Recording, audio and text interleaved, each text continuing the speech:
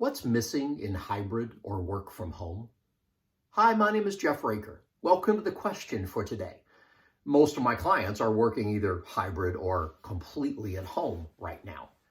I dove into this question with a client recently, and she really came up with some insights about I'm not getting up from my desk, walking past other desks, meeting people in the hallway when I go to the break room, when I go to the bathroom.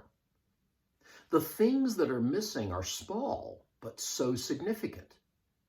We don't get a break. She was finding that even getting up from her office that she had created at home and going to the bathroom or to the kitchen or where, it wasn't creating the break that she was used to when she was in the office with other people. Oh, well, what do we do with that? What's missing? What do we need to replace it with if it can be replaced? As a leader managing people, what's that look like? Many of my clients are hiring people they've never met in person. Well, what's missing with that? Walk around this question. Think about yourself. Think about your people.